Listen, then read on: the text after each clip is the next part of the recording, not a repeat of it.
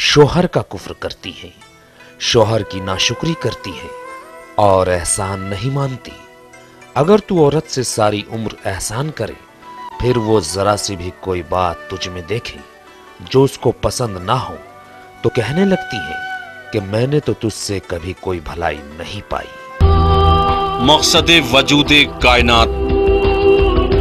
हजरत इब्राहिम अलैहिस्सलाम को आग में डाल दिया गया, लेकिन वो आग इब्राहिम अलैहिस्सलाम को जला नहीं सकी। मिटा दो अपनी हस्ती को गर कुछ मर्तबा चाहो, कि दाना खाक में मिलकर गुले गुलजार होता है। किसी आवाज को नहीं सुन रहे? कौन सी आवाज? किसी बच्चे की आवाज। जी हाँ, कुरान पाक सदियों से हमारी रहनुमाई कर रहा है। शायद दुनिया में कोई भी इसे फरामोश नहीं कर सकता। हिंदुस्तान की तारीख में पहली बार इस रोशन हकीकत को लेकर हाजिर हैं हम।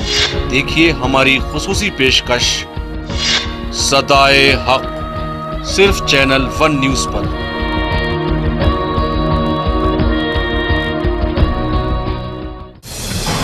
किसने रची साजिश, कौन बना शिकार, किसने किया जुर्म, कौन बना कातिल, किसने लूटी असमत, कौन बना हैवान,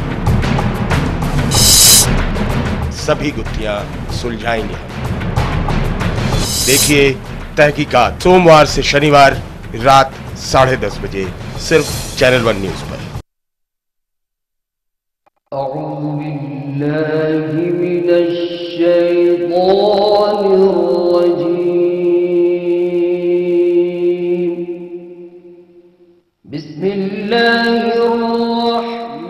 देखिए रोजाना सुबह 6 बजे अलिफ टाइम, सिर्फ चैनल वन न्यूज पर। नारी पर हो अब कोई घात, नहीं करेंगे हम बर्दाश्त। बहुत हुई सिसकी और हिचकी,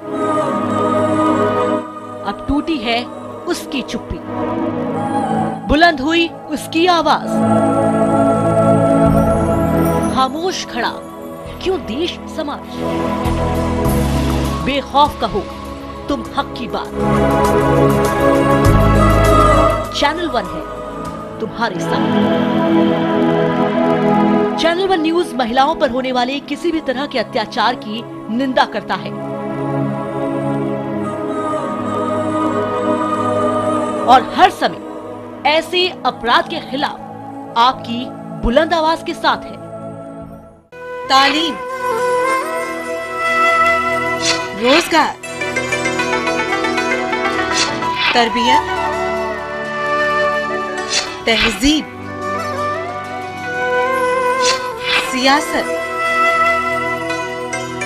और सकाफत।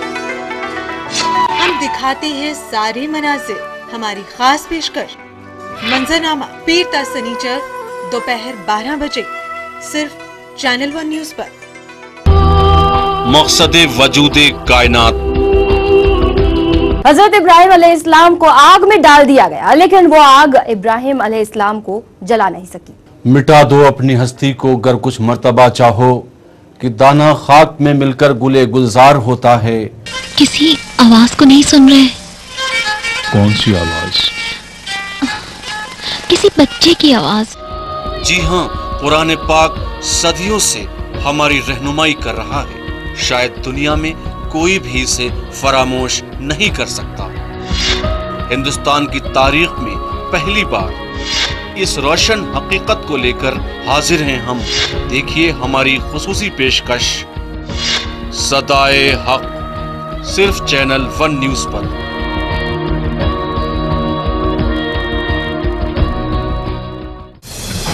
किसने रची साजिश, कौन बना शिकार,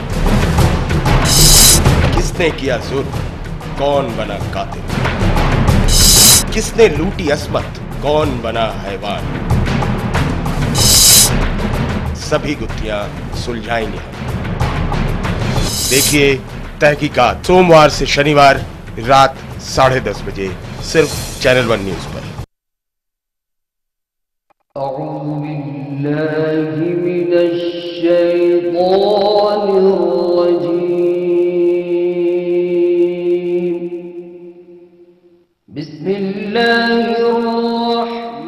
देखिए रोजाना सुबह 6 बजे अलिफ टाइम सिर्फ चैनल 1 न्यूज पर। नारी पर हो अब कोई घात, नहीं करेंगे हम बर्दाश्त। बहुत हुई सिसकी और हिचकी, अब टूटी है उसकी चुप्पी, बुलंद हुई उसकी आवाज। खामोश खड़ा क्यों देश समाज, बेखौफ कहो तुम हक की बात। चैनल 1 है तुम्हारे साथ। चैनल 1 न्यूज महिलाओं पर होने वाले किसी भी तरह के अत्याचार की निंदा करता है और हर समय ऐसे अपराध के खिलाफ आपकी बुलंद आवाज के साथ है।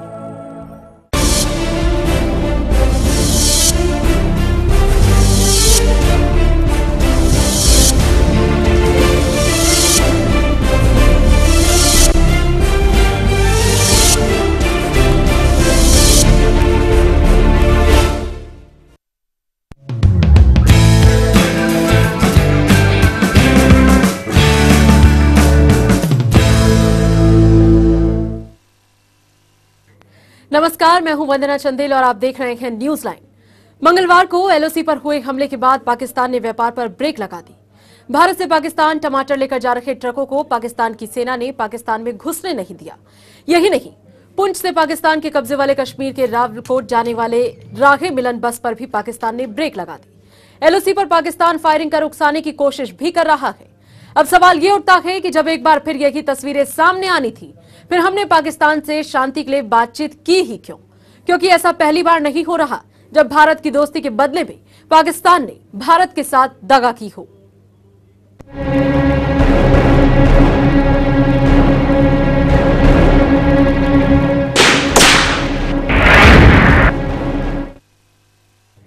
भारत और पाकिस्तान के रिश्ते दिन ब दिन तल्ख होते जा रहे हैं। नियंत्रण रेखा को लांघकर 2 भारतीय सैनिकों को मारने के बाद से ही दोनों देशों के रिश्ते तलवार की धार पर नजर आ रहे हैं। ऐसे में अपनी फजीहत होता देख अब पाकिस्तान ने अड़ियल रवैया अपना लिया है। एक पुरानी कहावत है, चोरी और ऊपर से सीना जोरी। सीजफायर की शर्त और नियंत्रण रेखा के उल्लंघन की चोरी पकड़े जाने के बाद पाकिस्तान अब इसी ढर्रे पर आगे बढ़ रहा है। बजाय इस पर माकूल कार्रवाई करने के, अब पाकिस्तान अपनी व्यापारिक धमक और शांति प्रक्रिया को खटाई में डालने वाली नीति अपनानी शुरू कर चुका है। हालांकि भारत सरकार को पाकिस्तान की इस चाल का बखूबी अंदाजा है। शायद यही वजह है कि सरकार अपने रुख में किसी तरह की नरमी नहीं बरत रही। I told you this is not an isolated incident. Last 1 year, a number of times there was ceasefire violations. That is why I told you that it's a matter of serious concern to us. It's not a 1 incident or 2 incidents or an aberration. Because of some reason it is happening in the last few months. So we will handle it. There is enough truth there, and our jawans and officers are capable and they are determined to face any situation. So everything is enough there. Pakistan का आरोप है कि पिछले दिनों भारतीय सेना की तरफ से सीमा पर गोलीबारी की गई, जिसमें उसका एक सैनिक मारा गया। विरोध स्वरूप उसने गुरुवार की रात को पुंछ के रास्ते होने वाले व्यापारिक रास्ते को बंद कर दिया। इस मामले में उसने भारतीय उच्चायुक्त को भी तलब किया और फिर उसके बाद पुंछ और रावलकोट बस सेवा निलंबित करने का ऐलान कर दिया। हालांकि उसकी तरफ से अभी तक इस बारे में कोई आधिकारिक कारण नहीं बताया गया। हैरानी की बात तो ये है कि इसके बावजूद पाकिस्तान शांति प्रक्रिया को बहाल रखने की बात कर रहा है। Pakistan government and the Pakistani people have demonstrated a deep, abiding commitment to normalize, improve relations with India and to really start a journey of trust building. And I think in the last 4 years of this government, we have seen walking the talk on giving India very pragmatic, specific messages, for instance, through trade normalization, through many visa liberalization, etc. हमले के खुलासे के बाद पाक का असली चेहरा सारी दुनिया के सामने आ गया। जब दोनों देशों के बीच रिश्ते सामान्य करने की बात चल रही है, ऐसे में पाकिस्तान की ये बेजा हरकत महज अंतर्राष्ट्रीय मंच पर अपने को बेदाग साबित करने के अलावा कुछ और नहीं है। शायद उसे भारत की वैदेशिक नीति पर इतना एतबार हो चला है कि उसे लगता है कि भारत दोनों देशों के संबंधों में इस घटना को गतिरोध नहीं बनने देगा। ऐसे में पाकिस्तान की इस हरकत पर भारत के रुख का इंतजार है। अली अब्बास नकवी के साथ वंदना चंदेल, चैनल 1 न्यूज के लिए। तो ये मसला जिस तरीके से उठा है और जिसके बाद एक के बाद एक तरीके की चीजें हुई हैं, तो ऐसा लगता है कि भारत हर बार दोस्ती का दावा करता है, दोस्ती की बातें करती है, लेकिन दोस्ती की बात करता किसके साथ है? पाकिस्तान के साथ, जो हमेशा जवाब में दुश्मनी का एक टैग, एक पंच जरूर लगा देता है। इस बार भी कुछ ऐसा हुआ। पहले एलओसी पर आप सीज फायर करते हैं, जो बातें हुई हैं, जो कॉन्ट्रैक्ट हुआ, जो समझौता हुआ, उसका उल्लंघन करते हैं और उसके बाद तमाम दूसरी चीजें आप इसमें जोड़ते हैं और अपने आप को उससे दरकिनार करने की कोशिश करते हैं। दोगला चेहरा है, डबल स्टैंडर्ड है पाकिस्तान का, या भारत अब इतना कैपेबल नहीं रहा कि अगर कोई देश उसके साथ इस तरीके का बर्ताव कर रहा है तो कैसे उससे सुलझे, कैसे इस चीज को ठीक करे, वो कैपेबिलिटी भारत खोता जा रहा है। दोनों में से कौन सी बात सच्चाई के ज्यादा करीब, ज्यादा नजदीक है, ये जरूर हम पूछेंगे। और इस वक्त हमारे साथ हमारे पैनल में हमारे बहुत ही खास मेहमान जुड़ रहे हैं। डॉक्टर समित पात्र बीजेपी के प्रदेश प्रवक्ता हैं, इस वक्त हमारे साथ हैं। बहुत बहुत स्वागत है आपका डॉक्टर समित। साथ ही हमारे साथ शक्ति सिंह जी, वरिष्ठ पत्रकार हैं, हमें बताएंगे कि राजनीतिक माहौल जो इस वक्त नजर आ रहा है दोनों देशों के बीच में, क्या उसके मतलब है। आरती मेहरा जी बीजेपी की कद्दावर नेता हैं और बहुत कुछ ऐसे मसलों पर जानती है, उनसे भी जानेंगे कि आखिरकार बतौर विपक्ष क्या भूमिका होनी चाहिए थी, क्या हो रहा है। फिलहाल सबसे पहले डॉक्टर समित आपके साथ ही, कांग्रेस की सरकार है, यूपीए की सरकार है, एक ऐसा मसला है जो देश के लिए बेहद संवेदनशील है। शायद भारतीय किसी भी चीज से कॉम्प्रोमाइज कर लें, लेकिन भारत पाक के बीच अगर ऐसी कुछ चीजें होती हैं तो उनसे कॉम्प्रोमाइज करना बड़ा मुश्किल है। सरकार का जो रवैया रहा अब तक इस पूरे मसले पर, उन्होंने आपका व्यापारिक रास्ता बंद कर दिया, आपके 2 जो जवान थे वो शहीद हो गए, उनमें से एक का सिर जो है जिस्म से अलग करके पाकिस्तानी ले गए, तमाम चीजें हुई। इस बीच में सरकार की रिएक्शन को देखकर आपको क्या लगता है?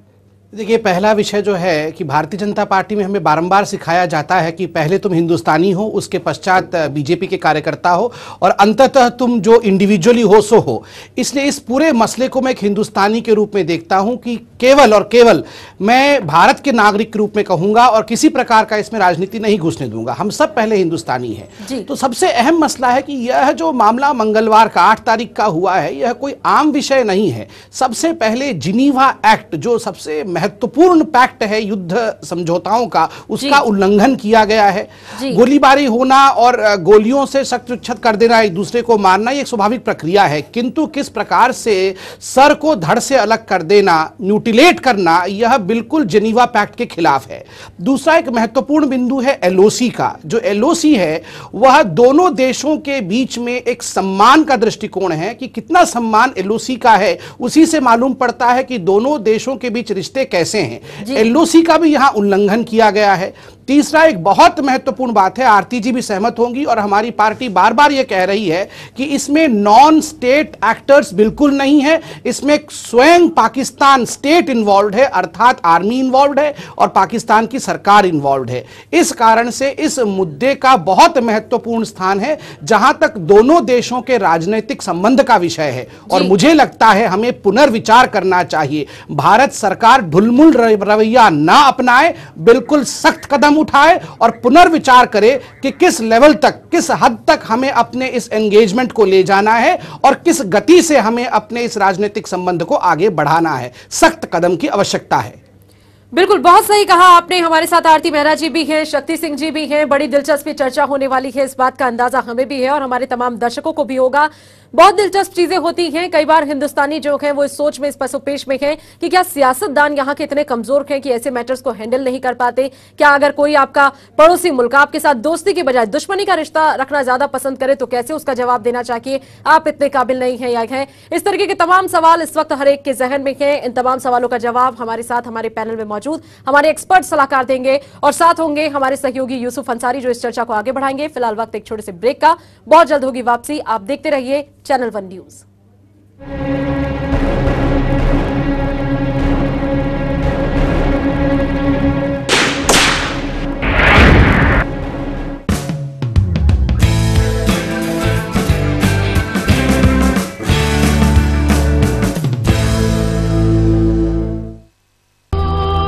मकसद वजूदे कायनात। हजरत इब्राहिम अलैहिस्सलाम को आग में डाल दिया गया, लेकिन वो आग इब्राहिम अलैहिस्सलाम को जला नहीं सकी। मिटा दो अपनी हस्ती को गर कुछ मर्तबा चाहो कि दाना खाक में मिलकर गुले गुलजार होता है। किसी आवाज को नहीं सुन रहे? कौन सी आवाज? किसी बच्चे की आवाज। जी हाँ, कुरान पाक सदियों से हमारी रहनुमाई कर रहा है। शायद दुनिया में कोई भी इसे फरामोश नहीं कर सकता।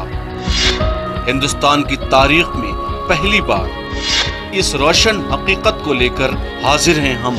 देखिए हमारी खुसूसी पेशकश सदाए हक, सिर्फ चैनल 1 न्यूज पर।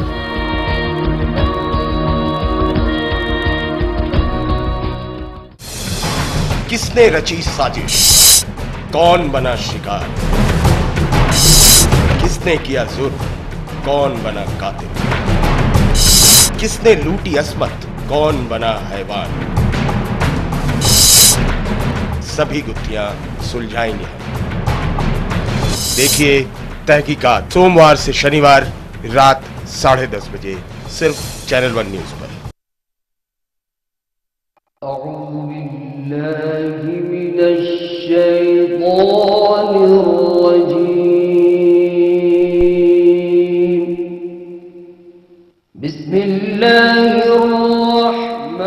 देखिए रोजाना सुबह 6 बजे अलिफ टाइम सिर्फ चैनल 1 न्यूज पर।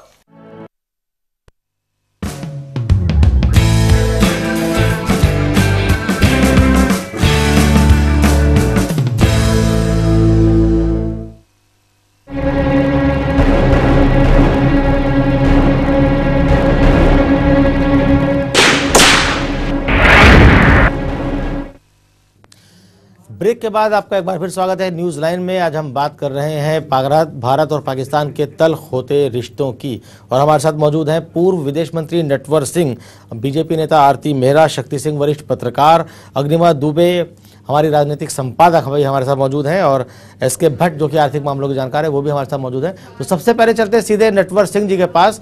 नटवर सिंह जी, चैनल 1 में आपका स्वागत है। आज अगर हम बात करें जिस तरह के हालात पिछले 3-4 दिन से हुए हैं, तो भारत और पाकिस्तान के रिश्ते किस मोड़ पर खड़े हो गए हैं? यहाँ से आगे का रास्ता क्या दिखाई देता है आपको? देखिए, सब लोग चाहते हैं हमारे देश में कि पाकिस्तान के रिश्ते हमारे अच्छे हों जी, मगर जो कुछ हुआ है उससे धक्का तो लगा है रिश्तों में, कोई दो राय नहीं इसके बारे में। और मेरे ख्याल में भारत के अवाम को और जनता को बहुत रोष है इस बात का। और जो हमारी तरफ से बयानबाजी हुई है, मेरे ख्याल में उससे लोग दिल तसल्ली तो नहीं होगी हमारे लोगों को। और आगे क्या नक्शा बनेगा वो तो मुनस्सिर है कि ये पाकिस्तान में क्या करेंगे और हमको क्या करना चाहिए, उसके लिए आप बात करेंगे, फिर जवाब देंगे।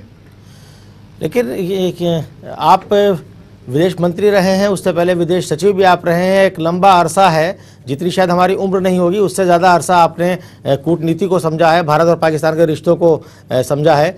क्या लगता है कि जब भी दोनों देशों के बीच रिश्ते खुशगवार होते हैं, बातचीत आगे बढ़ती है, आना जाना होता है एक दूसरे के मुल्क में प्रधानमंत्रियों का या मंत्रियों का, उसी वक्त ऐसा कुछ हो जाता है इधर या उधर कि रिश्तों में फिर दरार पड़ने लगती, फिर तलखी बढ़ने लगती? क्या जो तलखी डालना चाहती है वो ताकतें इतनी कमज़ोर हैं कि दो सरकारें मिलकर उन्हें नहीं संभाल पा रही हैं? देखिए, मुझे इस वक्त ये नहीं मालूम कि इंडिया की पाकिस्तान पॉलिसी क्या है जी, क्योंकि आप समझिए कोई मेरे ख्याल में 16-17 महीने हुए जरदारी साहब यहाँ आए थे कोई 8-10 घंटे के लिए जी, तो इस कदर साहब शोर मचा के सारा हल हो गए हैं, कश्मीर हल हो गई है, रिश्ते हल हो गए हैं, मोस्ट फेवर्ड नेशन हो जाएगा। वो साहब 2 महीने के बाद गए न्यूयॉर्क जनरल असेंबली में और बुरा भला का हमारे को कश्मीर के बारे में। फिर पिछले महीने को यहाँ उनके मिनिस्टर साहब आए थे, उनको क्यों बुलाया था मैं तो समझ नहीं पाया, क्योंकि उन्हें कोई हमारे रिश्ते मजबूत नहीं हुए मगर नाराज़गी हो गई लोगों के यहाँ। अब ये जो हुआ है ये तो बहुत बुरा हुआ है, और ये कहना हमारे पाकिस्तान के दोस्तों से कहना कि साहब ये हमने नहीं किया और किसी और ने किया होगा, तो भाई हिंदुस्तान के लोग तो अपने लोगों को नहीं मारेंगे। अब किसने किया है?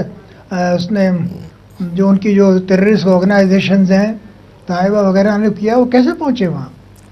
उनको पता कैसे था कि हमारी फौज कहाँ है? वहाँ सिर्फ फौज वालों को पता है पाकिस्तान की। तो इसका मतलब कहीं ना कहीं पाकिस्तान की फौज के साथ उन जो आतंकवादी हैं उनकी कोई साठगांठ है या कोई मिलीभगत ऐसी है कि जो उन्हें सीमा तक पहुंचने की इजाज़त दे रहा है, और पाकिस्तानी सरकार की मंजूरी के बिना या उसकी जानकारी के बिना ऐसा मुमकिन नहीं हो सकता? हाँ, बिल्कुल नहीं हो सकता। नटवर साहब, आप जब तक आप विदेश मंत्री थे, आपने कहा कि आज की जो नीति है पाकिस्तान को लेकर के वो आपकी समझ से बाहर है, तो जब तक आप विदेश मंत्री थे तब तक क्या क्या ऐसे कदम उठाए गए थे दोनों देशों की तरफ से कि जिससे रिश्तों में खुशगवारी आई थी, और अब क्या चीज़ें हैं जो नहीं की जा रही हैं जिसकी वजह से ये रिश्ते तल्ख होते जा रहे हैं? देखिए, ऐसा नहीं हुआ कि वहाँ के कोई आए हों प्रेसिडेंट और हमने ज़्यादा उनको बातचीत कर ली। मैं रह चुका हूँ पाकिस्तान में, हिंदुस्तान का राजदूत भी 80 से 82 तक। आगे क्या करना चाहिए? देखो, एक तो ये है कि जो लोग कह रहे हैं कि साहब कंपोजिट डायलॉग को आगे बढ़ाना चाहिए, तो बढ़ा के क्या बात करेंगे जी भाई? उसके लिए एटमॉस्फेयर तो हो जी। दोनों जगहों में कोई गर्मा गर्मी हो रही है, तो मेरी राय तो ये है कि ये मेरे जो कंपोजिट डायलॉग जो है ज़रा इसको थोड़ा धीरे कर देना चाहिए और कुछ महीने के लिए आगे नहीं ले जाना चाहिए, क्योंकि यहाँ हमारे लोग इसको पसंद नहीं करेंगे। जी, बहुत पते की बात आपने कही नटवर सिंह जी के कंपोजिट डायलॉग को थोड़ा, उसकी गति को थोड़ा धीमे कर देना चाहिए, उस पर ब्रेक लगा देने चाहिए। आरती मेहरा जी हमारे साथ मौजूद है, बीजेपी की वरिष्ठ नेता हैं। आरती जी, जो नटवर सिंह जी लगभग वही बात कह रहे हैं जो बीजेपी की एक तरह से ऑफिशियल लाइन है।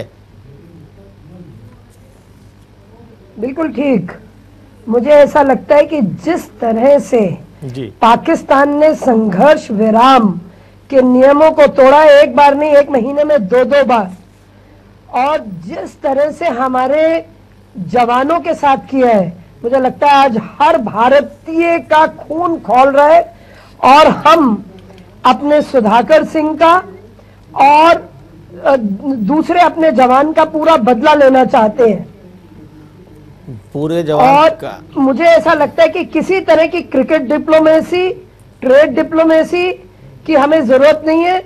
बिल्कुल स्ट्रेट रिश्ते हमें इनसे रखने चाहिए, तो और अगर ये ईंट मारते हैं तो उसका जवाब पत्थर से हमें देना चाहिए। शक्ति सिंह जी हमारे साथ मौजूद हैं, वरिष्ठ पत्रकार हैं। और ये जिस तरह की बात यूनाइटेड नेशन में ले जाने की करते हैं। जी आरती जी, शक्ति सिंह जी, अभी जो आरती जी ने कहा कि हम बदला लेना चाहते हैं, बदला किस तरह से लिया जाएगा? ये बायोलेटरल राजनीतिक मसला है, पूरी तरह से राजनीतिक मसला है जी। और राजनीतिक दलों को, देश के राजनीतिक दलों को एकजुट होकर इस पर मंथन करना चाहिए। ये ढुलमुल नीति जो है पाकिस्तान के साथ जो कायम है, एक पड़ोसी शक्ति जी, जैसे जैसे अभी पूरी तरह से निंदा हो रही है, आलोचना हो रही है पाकिस्तान के सेना ने या उनके जानकारी में किसी और ने हमारे सेनाओं के साथ जो कुछ किया, आरती जी कह रही साहब उनसे बदला लेना चाहिए। नटवर सिंह जी ने कहा कि बदला किस तरह से अगर हम भी उसी तरह से बदला लेंगे तो इंटरनेशनल लेवल पे क्या? से मेरा मतलब एक मिनट जी, आप मेरी बात को पूरा होने दीजिए। बदले से मेरा मतलब ये है कि जो ये पीस टॉक शुरू करी है, जो ये क्रिकेट डिप्लोमेसी है, ये जो ट्रेड के माध्यम से संबंध मधुर बनाने का, हर बार हम पीस के रास्ते से चलने की कोशिश करें और वो पीछे आके छुरा घोंपने का काम करे जिस तरह से, तो उस सबसे मेरा मतलब जो मैंने पहले भी कंक्लूड किया, हमें ये सब बंद कर देना चाहिए। जी, सब बंद कर देना चाहिए। बहुत अच्छी बात आपने कही अपनी पार्टी की एकदम ऑफिशियल लाइन पे। जी जी जी जी जी आरती जी, आपकी बात हम तक पहुंची कि पूरे ताल्लुकात ख़त्म कर देने चाहिए, लेकिन ये ताल्लुकात ख़त्म कर देना कितना बड़ा क्या मसले का हल है? हमारे साथ तो क्या ये मसले का हल है कि हम आंख बंद करके देखते रहे, हमारे जवानों के धड़ अलग करके भेजते रहे? वो जी, एक बार फिर नटवर सिंह जी के पास नटवर सिंह जी जो अभी आरती मेहरा जी ने जो बात कही कि हमें पूरी तरह से तर्क ताल्लुक कर लेना चाहिए पाकिस्तान के साथ, तो क्या ये मसले का हल है? देखिए, ये कहना कि हम उनको थोड़ा डराएं, उनको थोड़ा समझाएं। अगर करोड़ों उनके देश की इकोनॉमी बहुत बुरी हालत में है, आज अगर हम उनसे ट्रेड व्यापार बंद करेंगे तो उनके देश में हरकत होगी जी, और हैवानियत का ये जो नंगा नाच चल रहा है उनकी तरफ से, वो बंद होगा। जी आरती जी, आपकी बात हम आरती जी आपकी बात हम तक पहुंची, हमारे सभी मेहमानों तक पहुंची। हम इस पर एक कमेंट चाह रहे थे नटवर जी का। नटवर सिंह जी, जो अभी आरती जी ने कहा कि एकदम तर्क ताल्लुक कर लेना चाहिए, ये बात कहाँ तक आपको समझ में आती कूटनीति के लिहाज से?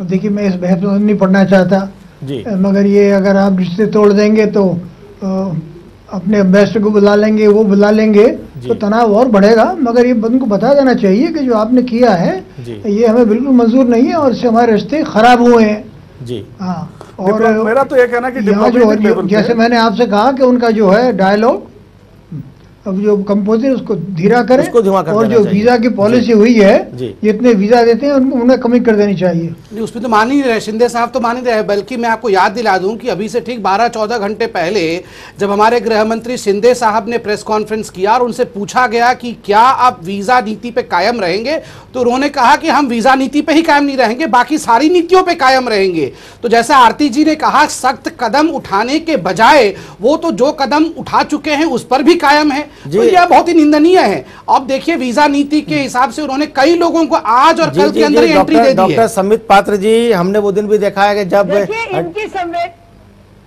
सरकारें बदलती हैं तो नीतियां नहीं बदलती। नटवर सिंह जी, आपको याद होगा जब अटल बिहारी वाजपेयी प्रधानमंत्री थे तो जम्मू कश्मीर गए थे और वहां जाके उन्होंने क्या ऐलान किया था और किस नियत से गए थे। पूरे देश में सेनाओं का एक तरह से संचालन हो गया था, ये लगने लगा था कि युद्ध बस अब होने ही वाला है, लेकिन वहां जाके उन्होंने बातचीत का न्योता दिया था।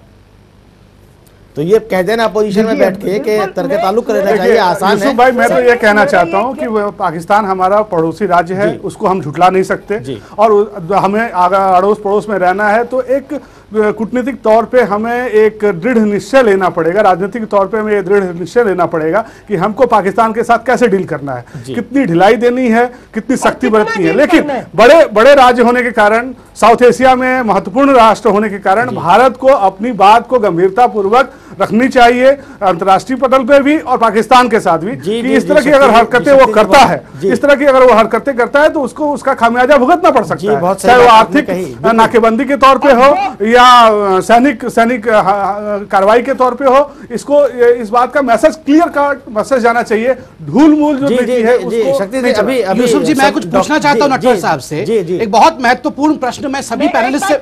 जी, आरती जी बताएं साहब, आप अपनी बात कहिए।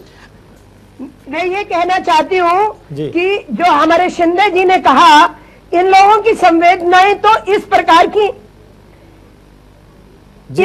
की है कि ये तो जावेद मियांदाद को भी वीजा दे देते हैं, मतलब जिसे मौका मिलते ही गिरफ्तार करना चाहिए, जिसके कारण हम देश के सबसे बड़े जो देशद्रोही है उसको हमें पकड़ना आ सकता है। हमारे स्टूडियो में आप ही की पार्टी के डॉक्टर समित पात्र भी हैं, उनसे भी हम कुछ जी मैं एक बहुत महत्वपूर्ण प्रश्न नटवर जी से पूछना चाहता हूं। देखिए, कल जो है सीसीएस की बैठक हुई है, जो कैबिनेट कमिटी ऑन सिक्योरिटी की बैठक हुई है। कैबिनेट कमिटी ऑफ सिक्योरिटी के मेंबर प्राइम मिनिस्टर भी होते हैं और एनएसए अर्थात नेशनल सिक्योरिटी एडवाइजर मेनन साहब भी उसमें हैं। और कल जब मेनन साहब से यह पूछा गया कि क्या भारत और पाक के रिश्ते में किसी प्रकार का परिवर्तन होगा, क्या उसके संधि में कोई हम फेरबदल करेंगे, तो आपको जान के आश्चर्य होगा कि मेनन साहब ने कहा कि मुझे नहीं लगता कि किसी प्रकार का बदलाव होगा।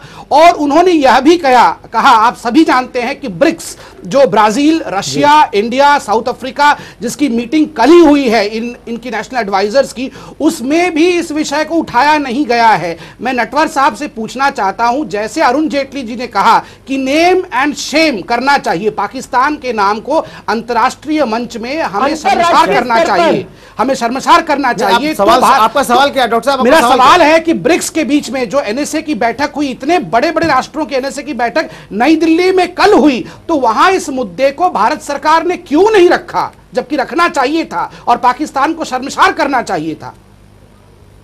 क्या ये सही किया हिंदुस्तान के सरकार ने? मैं नटवर साहब से पूछना चाहता हूं, आपसे वो जानना चाहते क्या ये भारत सरकार का ये कदम सही है कि इस विषय में बहुत ज्ञान रखते हैं, इसलिए पूछ रहा हूं। मसला नहीं उठाया गया। जी नटवर सिंह जी, देखिए, इसमें बड़े पेच हैं, इतना आसान नहीं है। और मैं चाहता हूं कि ये दो तरफा बात ही होनी चाहिए, तीसरे मुल्क को नहीं लाना चाहिए। यहाँ कोशिश हो रही है साहब पाकिस्तान की कि चले जाएं यूएनओ में, तो हमें पता है 60 वर्ष से यूएनओ ने क्या किया है कश्मीर के अंदर, सब पाकिस्तान की तरफ किया उन्होंने फैसला, यूएन रेजोल्यूशन वगैरह। इसलिए हमको दोनों को करना चाहिए, हमें किसी की मदद नहीं चाहिए इसमें, किसी की वो थोड़ी की सिफारिश चाहिए किसी की आप कर दीजिए। इसको दोनों पायलट रखना चाहिए, किसी को और दखल नहीं देना चाहिए।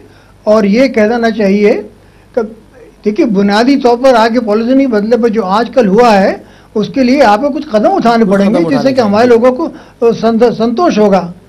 जी हमारे साथ मौजूद है डॉक्टर एस.के. भट्ट साहब, जो कि कड़े कदम कौन उठाएगा? आर्थिक मसलों के आरती जी आप अपनी बात कह चुकी है, अभी हम चलते हैं एस.के. भट्ट साहब के पास। भट्ट साहब जो बताइए कि अगर दोनों देशों के बीच जो कारोबारी रिश्ते रहे हैं और एक दूसरे को मोस्ट फेवरेट नेशन का दर्जा दिया गया है, और आरती जी भी कह रही थी कि अगर कारोबारी रिश्ते बंद हो जाते हैं तो पाकिस्तान की आर्थिक स्थिति पर इसका बहुत बुरा असर पड़ेगा। आप इस तरह के तर्क ताल्लुक को किस नज़र से देखते हैं? क्या असर पड़ेगा कारोबार पर? कितना कारोबार है दोनों के बीच? देखिए यूसुफ जी, सबसे पहले तो हम उन देश के सपूतों को श्रद्धा सुमन अर्पित करते हैं जिन्होंने देश के लिए इतना बड़ा बलिदान दिया।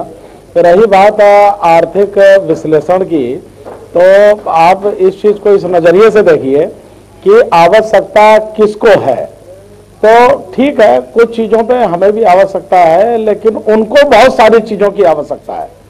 और हमारे साथ ट्रेड और जितने भी रिलेशंस और शांति प्रक्रिया, तो हम अपनी आदतों से हम बाज नहीं आते। हम शांति दूत हैं, हम शांति की बात करते हैं, एक डायलॉग की बात करते हैं। हम हमारे भारत हैवी इलेक्ट्रिकल्स लिमिटेड और बड़ी बड़ी कंपनीज अपने सरकारों के माध्यम से उनको ये ऑफर करती है कि हम आपके यहाँ बिजली घर खोलेंगे, हम आपके यहाँ बैंक खोलेंगे, हम आपको रेलवे के वैगन्स देंगे, और हम ये मोस्ट फेवर्ड नेशन का आपको दर्जा देंगे। हम वीज़ा पॉलिसी के उसके सपोर्ट की बात करते हैं। तो हम सिर्फ इसलिए करते हैं क्योंकि ये हमारा स्वभाव है।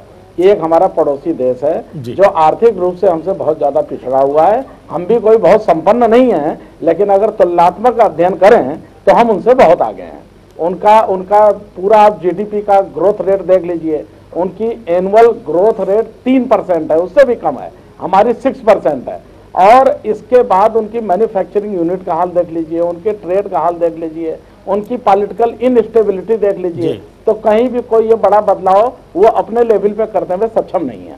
तो जब हम हाथ बढ़ाते हैं, हम जब बस लेके जाते हैं तो कारगिल में आ जाते हैं। तो ये हमारा स्वभाव है। हम जब भी हमने ये ट्रेड और बिजनेस की अगर आप बात करें और इस पे क्या असर पड़ेगा, तो असर हमारे ऊपर नहीं पड़ेगा जी, लेकिन उनके ऊपर इसका मेजर काफी असर पड़ेगा जी। साहब आपने अभी कारगिल की बात थी, कारगिल की बात याद दिलाई, और कारगिल में शहीद हुए थे।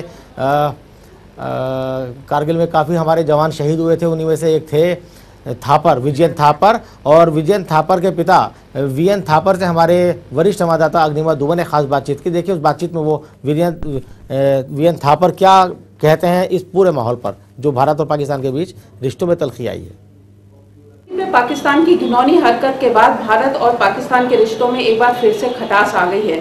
हम बात करेंगे कैप्टन विजयन थापर के पिता वीएन थापर से इस पूरे मसले पर। थापर जी, जो पाकिस्तान ने जो घटना वहाँ पे अंजाम दिया एलओसी पे, इस पर आप क्या कहेंगे? दो हमारे जवानों को जिस तरीके से उन्होंने मारा है। जी, सबसे पहले तो आपने कहा कि इस घटना के बाद हमारे रिलेशन में खटास आ गई है। आप सोच के बताइए कि 1999 से या उससे पहले भी कब मिठास कब थी, हमारे रिश्ते में मिठास कब थी, ताकि हम ये बोलें कि अब खटास आ गई है। दूसरी बात ये है कि जिस तरह से देखिए सैनिक लड़ाई के मैदान में शहीद होंगे उसका कोई इतना दुख नहीं है, क्योंकि इसी काम के लिए वो वहाँ गए हुए हैं।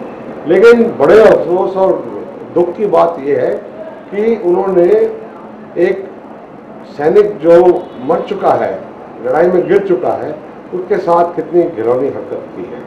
थापर जी, हम पाकिस्तान के साथ हमेशा भारत हाथ बढ़ाता है, लेकिन उल्टे पाकिस्तान, आपने इस मसले पे देखा होगा, पहले भी देखा होगा कि एक सीना जोड़ी कहना चाहिए कि खुद गड़बड़ करें और अपनी सीना जोड़ी कर रहे हैं दोबारा से, और हमारी तरफ से इतना कड़ा संदेश देने की कोशिश नहीं, बल्कि पाकिस्तान ही उल्टा हम पे इल्जाम लगा रहा है। इस पर क्या कहें? ये तो मैं समझता हूँ कि एक हमारी बड़ी भारी कमजोरी है कि एक तो डिप्लोमेटिक फील्ड में असफल रहते हैं। राजनीति में हमने उनके साथ कोई पिछले 1971 की लड़ाई के बाद से ये प्रयास चल रहा है कि हमारे रिलेशन उनके साथ अच्छे हों। ठीक है, बड़ा देश होने के नाते हमने सब कुछ किया है, लेकिन एक के बाद घटना होती जा रही है, और अब तो उनको एक बड़ा अच्छा कवर मिल गया है कि हमारे देश में आतंकवादी हैं और उन आतंकवादियों का हमारा कोई नियंत्रण नहीं है।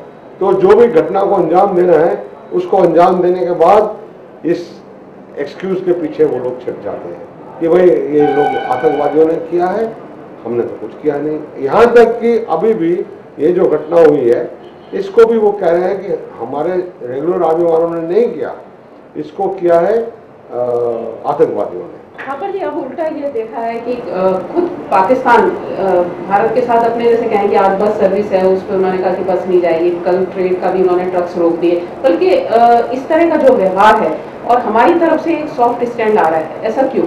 क्योंकि वो हमारे जो भी हैं डिसीजन मेकर्स वो एक क्लियर पॉलिसी बनाई नहीं है, लॉन्ग टर्म पॉलिसी क्या है और उस पॉलिसी को कैसे फॉलो करना है। एक तो अगर हमने उनके साथ अच्छे सद्भाव बनाने हैं तो भी एक मजबूत पोजीशन से बनाए जाने चाहिए, कोई कमजोरी दिखा के नहीं होना चाहिए। थापर जी, आपने तो खुद पीस महसूस की है, कारगिल में आपने अपना बेटा खोया है, तो ऐसे में अब ये जो पूरी घटना हुई है इसके बाद आपको क्या लगता है कि सरकार को क्या करना चाहिए? क्योंकि पाकिस्तान ने तो अपना एक स्टैंड ले लिया, रिश्ते अब वो अपना खुद ही उसने रोकने की कोशिश कर रही है, बल्कि अब उकसा भी रही है कि भारत को जो करना है वो करे। जी देखिए, मैं तो यही समझता हूँ कि हम तो अभी तक ये सोच रहे हैं कि क्या करना चाहिए और क्या नहीं करना चाहिए। उन्होंने तो एक्शन भी ले लिया, ठीक है, ये सोचते ही रहेंगे, हमारे नेता सोचते ही रहेंगे, फिर कहेंगे अच्छा चलो हम इनको एक मौका और दे देते हैं और उस मौके के बाद एक और घटना हो जाएगी, फिर पूरा मीडिया, फिर पूरा देश एक भयंकर आग में से गुजरेगा। वीएन थापर जी का साफ कहना है कि भारत सरकार अब सोचना बंद करके एक्शन ले और दशकों से ये जो मसला चला आ रहा है उसमें एक स्पष्ट नीति की दरकार है, तभी ये जो भारत पाक के रिश्ते हैं वो स्पष्ट रूप से सामने आ सकेंगे और एक नई दिशा से आगे बढ़ सकेंगे। अग्निमा दुबे, कैमरामैन नितिन के साथ, चैनल 1 न्यूज, दिल्ली। देखा अग्निमा दुबे के साथ बातचीत में रिटायर्ड कर्नल वीएन थापर ने साफ कहा कि भारत सरकार की कोई साफ नीति नजर नहीं आती है कि पाकिस्तान के साथ लॉन्ग टर्म में कैसे रिश्ते रखने हैं। यही बात अभी पूर्व विदेश मंत्री नटवर सिंह ने भी कहा है कि मुझे समझ नहीं आ रहा कि पाकिस्तान को लेकर के भारत सरकार की पॉलिसी क्या है। तो क्या इसे एक तरह से सरकार की मेंटल बैंकरप्सी माना जाए? शक्ति सिंह जी, क्या कहेंगे आप? तो पहले भी होती रहती हैं थी और हमेशा होती रही हैं, ये दुर्भाग्यपूर्ण है, लेकिन जो घटना हुई है और सर काट करके ले जाना, ये तो नहीं, जो लॉन्ग टर्म पॉलिसी की बात अभी वीएन थापर जी ने, ठीक है, वो वही मैं कह रहा हूं कि क्या भारत सरकार अपने पड़ोसी राज्यों के साथ कोई लॉन्ग टर्म पॉलिसी बनाएगी? अगर बनाएगी तो किन टर्म्स पे बनाएगी?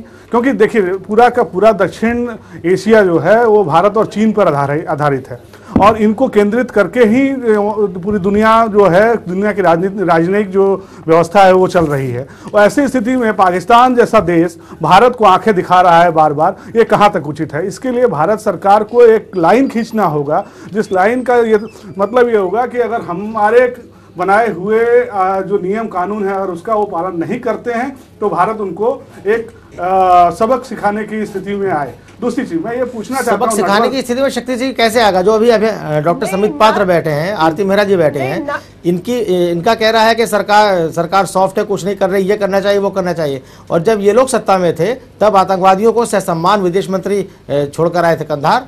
देखिए नहीं, मैं कह रहा हूं कि अब सेंटिमेंटल इशू नहीं है। देखिए भारत पाकिस्तान जो अभी बदला लेना चाहिए, बिल्कुल यह विषय को इससे जोड़ के नहीं देखना चाहिए। किस विषय को किससे जोड़? यहाँ पे पार्टी के स्कोर सेटल कर रहे हैं या मेरी बात आरती जी मेरी बात सुनिए, मैं ये कह रहा हूँ कि इस तरह के भावनात्मक मुद्दों को ना जोड़ा जाए। भारत पाकिस्तान का जो रिश्ता है, चाहे वो कोई भी राजनीतिक दल सत्ता में हो, उसको एक लाइन डिफाइन करनी होगी। मैंने पहले भी कहा कि सभी राजनीतिक संगठनों को मिलकर एक लाइन डिफाइन करनी पड़ेगी कि हमारा रिश्ता कैसा रहेगा। और दूसरी चीज, हम बड़े राष्ट्र हैं, हम उनसे शक्तिशाली राष्ट्र हैं और हमारे टर्म्स पे वो रिश्ते होने चाहिए, ना कि पाकिस्तान के टर्म्स पे। और दूसरी चीज मैं नटवर सिंह जी से जानना चाहता हूं, वो कह रहे हैं कि आज ये रिश्ता किस मोड़ पे आ गया उन्हें नहीं मालूम, लेकिन उनका अनुभव है, उन्होंने भी ड्राफ्ट किए हैं चीजों को। मैं पूछता हूं कि क्या हम नॉन अलाइन होने के कारण हम नहीं इस दौर से गुजर रहे हैं? हमारा कोई अपना कोई स्टैंड नहीं है पाकिस्तान के साथ? नहीं, वो तो है सर, जैसे मैंने अर्ज किया आपसे अभी कि दो तरफा है। हमारे शिमला एग्रीमेंट बना था, उसमें कहा है कि जितने मुद्दे आते हैं उन दोनों देशों के बीच में बातचीत करनी चाहिए, मगर मेरे ख्याल में ये मौका नहीं है जब बातचीत करनी चाहिए। मेरे उनको ये करना चाहिए कि हिंदुस्तान की आवाज़ एक है इसके बारे में, और उनको विचार करना चाहिए। और जैसे मैंने कहा कि आना जाना ज़रा कम करना चाहिए, ना हमारे मिनिस्टर वहाँ जाए ना उनके यहाँ आए, तो जरा पता तो लगे, क्योंकि हमारा देखिए ऐसा बड़ा देश है, कम से कम देश। मेरा सर एक क्वेश्चन और है कि ये तो घटनाएं डेली होती हैं, आपको भी मालूम है, देश को भी मालूम है कि सीमा पे इस तरह की घटनाएं डेली हो रही हैं, तो क्यों नहीं कोवर्ट एक्शन की जो ऑर्डर है वो सेना को दी जाए, क्योंकि वो सेना वहीं पे इसको रिस्ट्रेन कर दे। इस तरह की घटना अगर तुम मुझे मारोगे तो तुम्हारे भी लोग मारे जाएंगे, अगर इस बात की दहशत उनके अंदर होगी तो इस तरह की घटनाएं कुछ कम होंगी, ऐसा मेरा मानना है। क्या आप इस पर सहमत हैं? देखिए पाकिस्तान का ये कदम शुरू से आरती जी नटवर सिंह जी कुछ कह रहे हैं, उन्हें कहने दीजिए प्लीज। जी नहीं, इतना आसान नहीं है कि आपके उनका ईंट का जवाब पत्थर से ऐसा नहीं चलता है। मेरा कहने का मतलब सर अगर दोनों देखिए, नहीं देखिए सुनिए ना, दोनों देश न्यूक्लियर देश हैं जी, तो इसका मतलब क्या सर? हम बोलने दीजिए, नटवर सिंह जी कुछ कहना चाह रहे हैं, उन्हें बोलने दी, उनके भी बात पूरी हो। जी नटवर सिंह जी, आपने कहा दोनों देश न्यूक्लियर देश हैं और शायद यही एक वजह है कि दोनों देशों के बीच ये कोशिश बार बार होती है कि बात एक हद से आगे ना बढ़े। तो लेकिन एक सवाल उठता है, जो अभी कर्नल थापर ने भी बात कही है कि एक लॉन्ग टर्म पॉलिसी का अभाव नजर आता है, तो लॉन्ग टर्म पॉलिसी क्या हो सकती है? विदेश मामलों पर आपकी नजर बहुत पैनी है, पुरानी है, विदेश मंत्री आप रहे हैं, विदेश सचिव आप रहे हैं और सारे हालात से वाकिफ हैं पूरी तरह से, तो क्या एक लॉन्ग टर्म पॉलिसी होनी चाहिए? भाई ये मैंने कहा कि मुझे तो समझ में नहीं आती कि भारतवर्ष की इस वक्त वर्तमान सरकार की पाकिस्तान पॉलिसी क्या है, लेकिन क्या होनी चाहिए आगे? भाई ये होनी चाहिए कि जो आपने कहना ये है कि आदमी पॉलिसी तो तब बनाएगा जब सामने वाला एटलीस्ट अपोलोजेटिक तो हो। वो तो इंटरसेप्ट पे देखा गया कि वो तो जश्न मना रहा है, वो तो हाथ मिला रहे हैं और वो तो कह रहे हैं well done, you have done it very well. सिर काट दिया आपने, मिचुलेट कर दिया बॉडीज को। जी आरती जी, जी आप मतलब हम बात करने वाला सामने सुनने की स्थिति में है, बैठने की, वो तो वो पीछे से वार कर रहा है, घात कर रहा है। जी बहुत तो पॉलिसी किन लोगों के साथ बनाई जाएगी? उनके साथ कड़ा जब तक रवैया नहीं होगा, जी कड़ा रवैया नहीं होगा तब तक शायद पाकिस्तान फायर के तहत। आरती जी जो बात अभी आपने कही वो बात नटवर सिंह ने भी कही थी कि जरा उन्हें पता तो चले, उनसे थोड़ा दूरी बनाई जाए, उनको जरा बताया जाए। अभी हम एक सर कुछ नियम होते हैं, सीज फायर के कुछ नियम होते हैं, जी तोड़ रहे हैं और फिर ऊपर से कहते हैं यूनाइटेड नेशन को ले आते हैं। क्यों ले आते हैं? बायलैटरल है, हमारे सैनिकों के सिर कटे हैं। आरती जी आपकी भारतीय लोगों ने आरती जी अभी आप ही की पार्टी में एक नहीं, आप कह रहे हैं यूनाइटेड नेशन में वो ले आते हैं और अभी आप ही की पार्टी के नेता कह रहे थे कि साहब ब्रिक्स में मामला उठाना चाहिए। ब्रिक्स यूनाइटेड नेशन नहीं है, ब्रिक्स यूनाइटेड नेशन नहीं है, BRICS national council of advisors, security advisors की बॉडी है जो कि साउथ एशियन बॉडी है। इंटरनेशनल फोरम तो है, नहीं अभी हम बात करेंगे। इंटरनेशनल फोरम और इंटरनेशनल कोर्ट में डिस्कस हो सकता है, यूनाइटेड नेशन में कश्मीर का मुद्दा नहीं जा सकता। बात कर रहे हैं आरती जी डॉक्टर समित पात्र, अभी हम बात करेंगे, इस पर चर्चा बनाए रखेंगे, लेकिन अभी हम चलते हैं दोनों देशों के बीच जो रिश्ते रहे हैं उस पर एक नजर डालते हैं। भारत और पाकिस्तान के रिश्तों का एक सिरा व्यापार से भी जुड़ा हुआ रहा है। यही वजह है कि दोनों देशों के बीच जब जब रिश्ते खराब होने के मोड़ पर पहुंचते हैं, इसका सबसे ज्यादा और पहला असर आर्थिक संबंधों पर ही दिखाई देता है। इस बार भी कुछ ऐसा ही नजर आ रहा है। पिछले 15 सालों में भारत और पाकिस्तान के रिश्तों में बड़ा बदलाव आया है। 1999 में तत्कालीन प्रधानमंत्री अटल बिहारी वाजपेयी के लाहौर बस यात्रा से लेकर 2004 में पाकिस्तान के तत्कालीन राष्ट्रपति परवेज मुशर्रफ के आगरा समिट से लेकर अभी हाल फिलहाल तक पाकिस्तानी गृह मंत्री रहमान मलिक के दिल्ली दौरे तक भारत और पाकिस्तान के बीच कभी दोस्ती के रिश्तों की मिठास और कभी दुश्मनी की खटास साथ साथ चलती रही।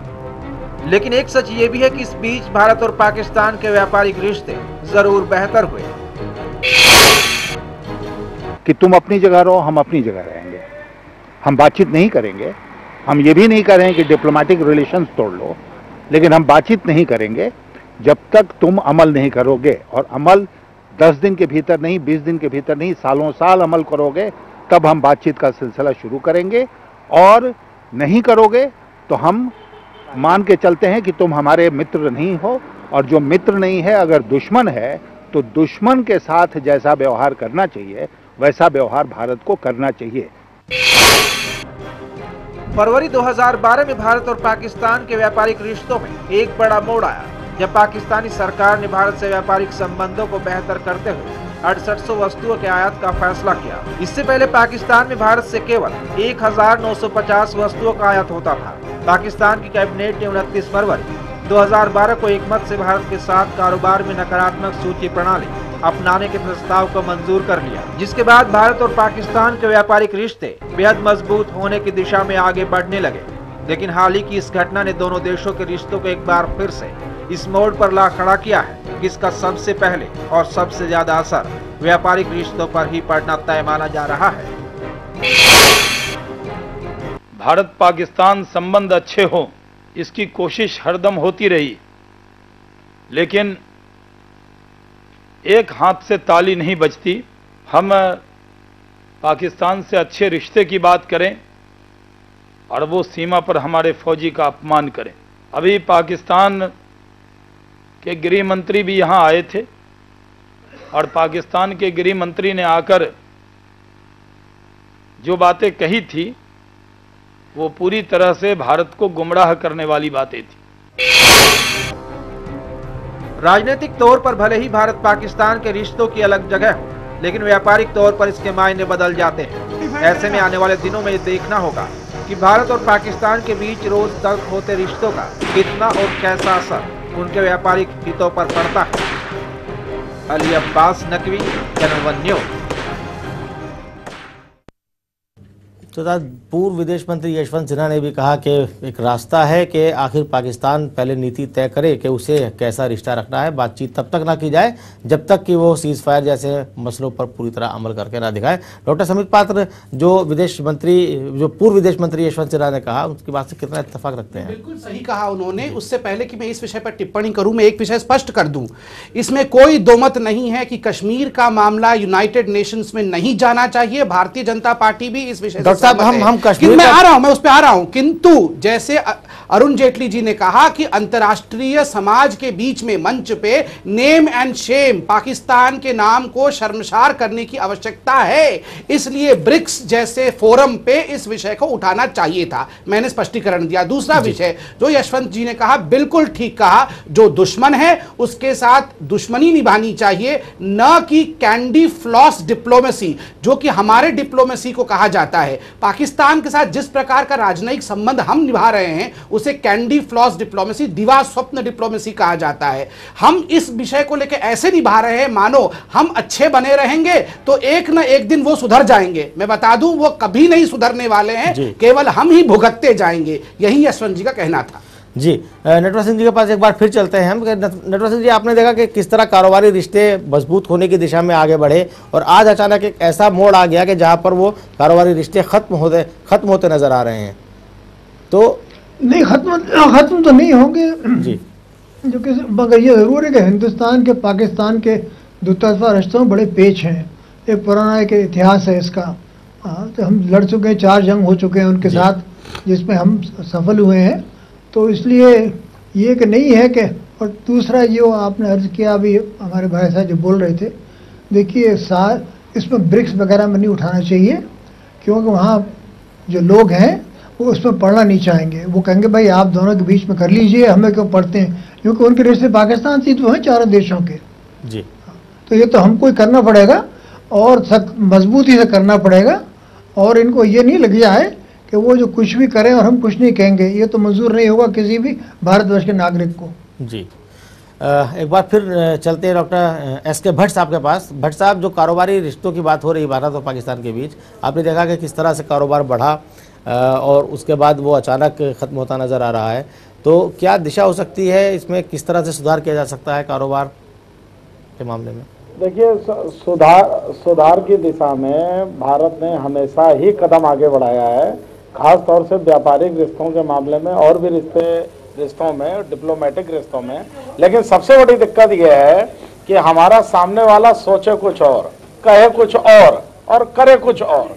तो ये एक बहुत बड़ी, मैं आपको व्यापारिक डेवलपमेंट का एक विश्लेषण आपको दे रहा हूँ आप देखिए हमारी लिबरलाइज्ड पॉलिसी क्या रही है कि हम अपने सारे पड़ोसी मुल्कों को 1.7% ऑफ जीडीपी एक्सपोर्ट करते हैं और उस 1.7% में से 1% सिर्फ पाकिस्तान को देते हैं। तो अब आप देख सकते हैं कि उनकी जो भी रिक्वायरमेंट है हमारी गवर्नमेंट उसको पूरा करने के लिए हमेशा हमेशा आगे है। अब उन्होंने अगर 137 आइटम्स रिस्ट्रिक्टिव ट्रेड लिस्ट से हटाए तो हमने अनाउंस कर दिया कि हम 30% हटा देंगे। उसके बाद एक ये एग्रीमेंट बना कि बाई 2020 जो पीक टैरिफ रेट होगा वो 5% पे लेके आएंगे। जो अभी 20% है, किसी पे 30 है, किसी पे 40 है, तो पीक टैरिफ रेट हम यहाँ पे लेके आएंगे। एक दूसरी जगह बैंक अकाउंट खोलेंगे और उसके बाद हमने ये भी ऑफर की कि हम आपके यहाँ बिजली घर लगाएंगे। हमारे और संस्थाओं ने, कंपनीज ने उनको बिजली घर, पन बिजली घर, उसके अलावा लोकोमोटिव वैगन्स।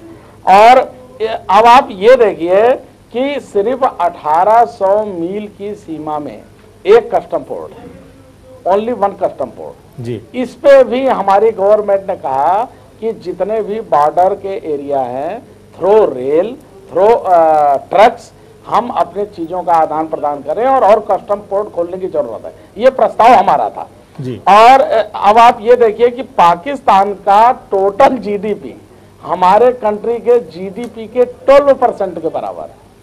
जितना हमारा जीडीपी है उनका उसका 12% है और ग्रोथ रेट उनका 2% है।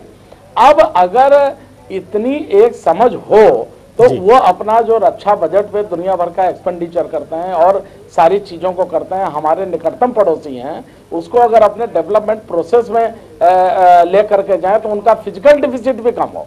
फिजिकल डिफिसिट की उनकी हालत यह है कि उसको पूरा करने के लिए वो कभी इधर देखते हैं, कभी उधर देखते हैं, कभी उनके पास जाते हैं। एक रिक्वायरमेंट एक अलग चीज है कि हमारे यहाँ अगर मसाले नहीं हैं तो हम आपसे ले लेंगे, लेकिन आपका वित्तीय घाटा इतना ज्यादा हो कि आप उसको पूरा ही नहीं कर सकते, तो ये किस तरीके से ये करेंगे समझ में नहीं। और दूसरी जो ये मुद्दे वाली बात चल रही है, जब भी हम संबंधों को बढ़ाने की बात करते हैं, कुछ ताकतें जिनको ये पसंद नहीं है, जिनकी दाल रोटी सिर्फ इन्हीं चीजों पे चल रही है कि इन दोनों के संबंधों में कभी सुधार ना हो, सुधार होगा तो हम क्या करेंगे, तो उसमें व्यवधान डालने की हमेशा से ही कोशिश रही है और इसका इतिहास है। इसका बिल्कुल हम जो इत्तेफाक रखते हैं इस बात से कि हम अपना कर्म कर रहे हैं, लेकिन अब अगर हमने अपनी पॉलिसीज में बदलाव नहीं किया यूसुफ जी तो इसके गंभीर परिणाम और ये देश युवाओं का देश है। अब छोटी छोटी घटनाओं पर जो प्रतिक्रिया आ रही है और जिस तरीके से विरोध हो रहा है, अब ये युवा बर्दाश्त नहीं करेगा और गवर्नमेंट को हर चीज पे स्पेसिफिक और क्लियर रहना पड़ेगा। यूसुफ जी मैं एक छोटे विनम्रता के साथ में एक आपत्ति दर्ज करना चाहता हूं। मैं इससे बहुत दुखी हूं कि आपने यह प्रश्न पूछा कि किस प्रकार से वाणिज्य सुधारा जा सकता है, जबकि अब आज हम इस मोड़ पे खड़े हैं जहां प्रश्न होना चाहिए कि हम किस प्रकार पाकिस्तान पे रेस्ट्रिक्शंस इंपोज करें, ना कि रिश्तों में सुधार की बात करें। कम से कम आज जब हमारी दो माताएं पुत्र खो चुकी हैं, हमारा यह प्रश्न होना चाहिए कि हम पाकिस्तान के ऊपर किस प्रकार पाबंदी लगाए, ना कि रिश्तों को कैसे सुधारे। भट्ट साहब वही बता रहे थे कि अगर पाकिस्तान को यह बात समझनी चाहिए कि अगर रिश्ते खुशगवार नहीं होंगे भारत के साथ तो पाकिस्तान का नुकसान उसमें ज्यादा है, लेकिन वो नहीं समझ रहा है। बार बार ये बात तो लगातार हो रही है। अपना जो फेवर है हम अपना फेवर उठा लें, इससे एक ट्रेड पे इम्पैक्ट उनके ऊपर पड़ेगा, लेकिन ये जो हमें अपनी ये आवाजें बुलंद करनी है जो हम हर अंतर्राष्ट्रीय मंचों पर हमेशा करते रहे हैं, उन आवाज में और उन चीजों में वो तलखी क्यों नहीं है जो हमारी बातों को उस लेवल पे सुना जाए। तो कहीं ना कहीं तो नीतियों में कमी है। मैं आपका इस बात का पूरा समर्थक हूँ, मेरे ऊपर फर्क नहीं पड़ेगा, हम अगर उनसे व्यापार नहीं करते उनके ऊपर निश्चित पड़ेगा, उनके ऊपर प्रभाव होगा। मैं ये कह रहा हूँ कि पाकिस्तान का जो अंदरूनी स्थिति है, पाकिस्तान की हमारा मैन्युफैक्चरिंग सेक्टर स्ट्रांग है, हमारी फार्मास्यूटिकल सेक्टर स्ट्रांग है, हम उनको देते हैं और वो अगर किसी भी इंटरनेशनल मंच से उसको इंपोर्ट करें तो वो 4 गुनी कीमत पे। जी भट्ट साहब जी, तो हमारी कास्टिंग भी है उसमें। हाँ, मतलब ये तो प्रभाव उनके ऊपर पड़ेगा जी, तो हमें ऊपर प्रभाव पड़ेगा। उन्होंने जो कदम उठाया उसका प्रभाव उन पर पड़ेगा, दुष्प्रभाव पड़ेगा और ये बात उसको समझनी चाहिए, लेकिन वो नहीं समझ रहा नादानी में। शक्ति सिंह जी आप कुछ कहना चाह रहे थे? नहीं, मैं कह रहा हूं कि जो पाकिस्तान का जो अंदरूनी इस समय स्थिति है वो भी काफी डवाडोल है, आर्थिक स्तर पे भी और राजनीतिक स्तर पे भी। और पिछले कई महीनों से वहाँ लगातार बम ब्लास्ट हो रहे हैं और तमाम आपराधिक गतिविधियां चल रही हैं। वहाँ पे जो कट्टरपंथी शक्तियां हैं वो प्रभावी होती जा रही हैं और वो शक्तियां भारत में भी अस्थिरता पैदा करना चाहती हैं जो नहीं कर पा रही जी। और पाकिस्तान ऑक्युपाइड कश्मीर में जो युवा जिनको वो भरमाकर भारत के अगेंस्ट यूज कर रहे थे आतंकवादी के तौर पे, वो अब उनके साथ नहीं है, वो अब स्वतंत्रता की मांग कर रहे हैं, जिसके कारण वहां काफी बौखलाहट है कट्टरपंथी ताकतों के अंदर। और वो ये घटना चाहे जिन्होंने अंजाम दिया हो, चाहे वो सेना के माध्यम से उन्होंने अंजाम दिलाया हो या अपने किसी व्यक्ति के माध्यम से अंजाम दिलाया हो, वो इसलिए कर रहा है कि उनका एक मकसद है। वो मकसद ये है कि भारत को डिस्टेबलाइज करो, जो ये पीस प्रोसेस है उसको डिस्टेबलाइज करो। जी जी शक्ति सिंह, एक बार हम फिर चलते हैं नटवर सिंह जी के पास। नटवर सिंह जी, जो ये बात निकल कर आई, शक्ति सिंह ने भी कहा कि अपनी अंदरूनी स्थिति की तरफ से ध्यान हटाना और जो पीस प्रोसेस चल रहा है उसको रोकना इसके पूरी घटना के पीछे मकसद हो सकता है। अगर आज आप विदेश मंत्री होते तो ऐसी स्थिति में आप क्या पॉलिसी अपनाते?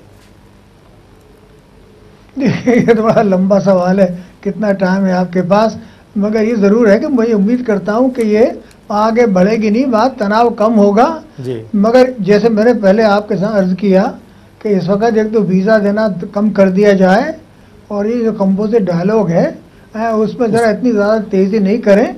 और जैसे ये तिजारत का सवाल है कि जब हमने समझौता किया कि मोस्ट फेवर्ड नेशन, उसका तो 8-10 महीने उसको निकला क्या है? उसमें कुछ नहीं निकला, क्योंकि उधर से कुछ आता ही नहीं है ना, वो करना नहीं चाहते हैं, क्योंकि उनकी तो तिजारत होती है और मुल्कों के साथ। जी डॉक्टर सिंह जी, आपकी बात पते की बात आपने कही कि जो कंपोजिट डायलॉग की गति को धीमा करना चाहिए और पाकिस्तान को इस बात का एहसास कराना चाहिए कि अगर उसने रिश्ते खुशगवार नहीं रखे भारत के साथ तो उसको काफ़ी घाटा उठाना पड़ सकता है, आर्थिक भी और वैसे भी। हम न्यूज़ लाइन में फ़िलहाल इतना ही, कल फिर हाजिर होंगे किसी नए मुद्दे और कुछ अहम मेहमानों के साथ। फिलहाल हमारे साथ जुड़े रहने के लिए शक्ति सिंह जी आपका बहुत बहुत शुक्रिया। नटवर सिंह जी आपका भी बहुत बहुत शुक्रिया, पूरे 1 घंटे आप हमारे साथ बने रहे और इतने अहम मुद्दे पर आपने हमारे अपना कीमती समय दिया। आरती जी आपका भी शुक्रिया और डॉक्टर समित पात्र आपका भी शुक्रिया। भट्ट साहब आपका भी शुक्रिया। मुझे दीजिए इजाज़त, नमस्कार।